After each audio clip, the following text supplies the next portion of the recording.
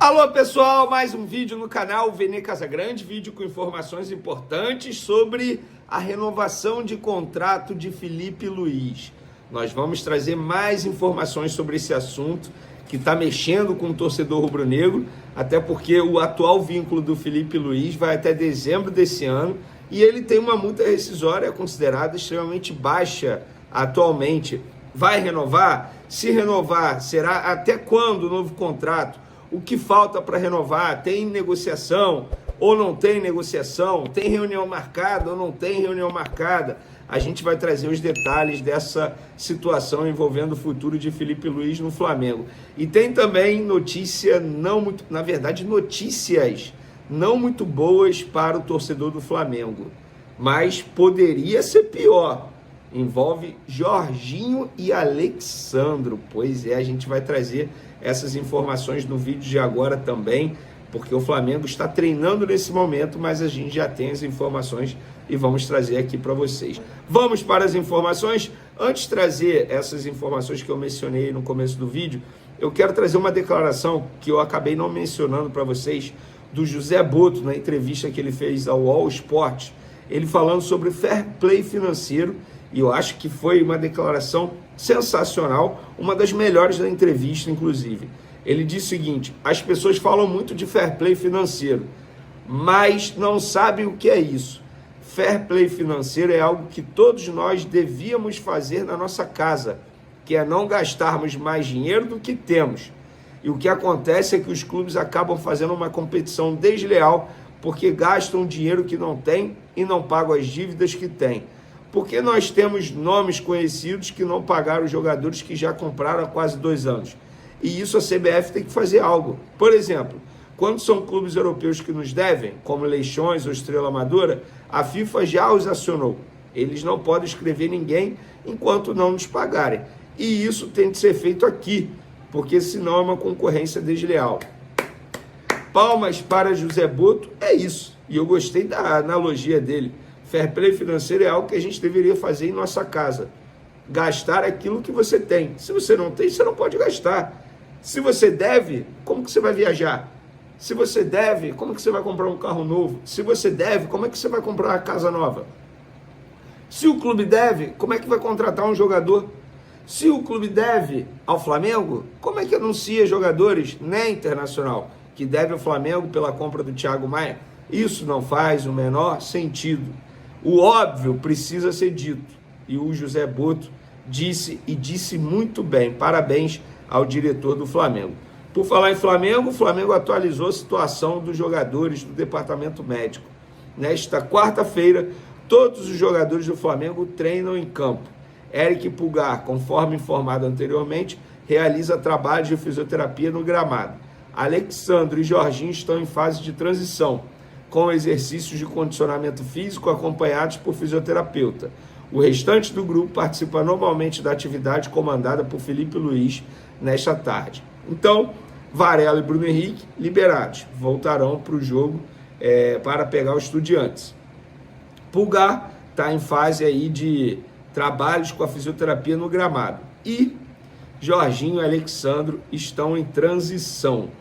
O que eu tenho de informação? Dificilmente eles vão para o jogo, por motivos óbvios, como eu acabei de mencionar para vocês, mas se fosse uma final, se fosse um jogo muito importante, a final da Libertadores, eles estariam em campo, porque eles não têm mais dores, eles estão aptos a jogar.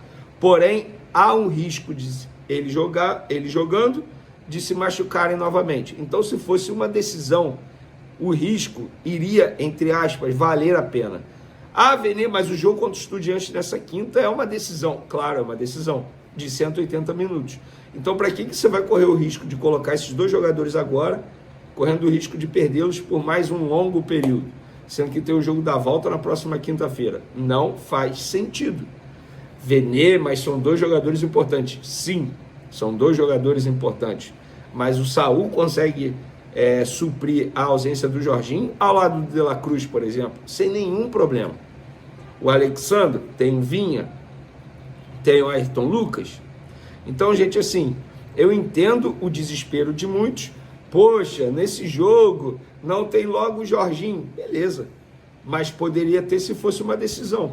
Como não é uma decisão, é melhor preservá-lo, pelo menos é a minha concepção, é o que eu penso.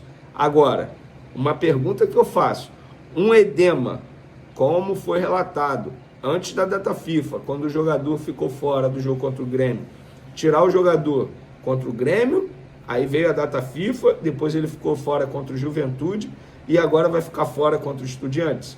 Estranho demais, mas é um edema, segundo foi relatado aí à imprensa nos dias anteriores. O Alexandre a gente sabe que vem de uma lesão muscular e a gente já sabia muito bem que ele é um jogador que sempre que sofre esse tipo de lesão, ele demora um pouquinho mais para retornar. Mas espero que volte 100%.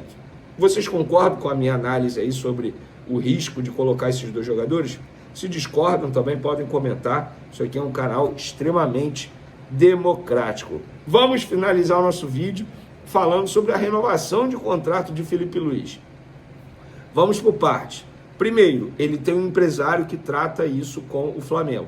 O empresário dele, nada mais, nada menos que Jorge Mendes. Se não for o melhor, ele está entre os 3 melhores do mercado mundial de empresários. Ao lado do Juliano Bertolucci, tem outros muito bons por aí, André Cury também. Mas o Jorge Mendes, vamos fazer uma analogia, é o Cristiano Ronaldo dos empresários. Inclusive, ele foi empresário do Cristiano Ronaldo desde sempre. Só que quando eu posso estar enganado agora, ele pode ter voltado a ser empresário do Cristiano Ronaldo. Mas quando o Cristiano Ronaldo foi para a Arábia, na ocasião, não era mais o Jorge Mendes.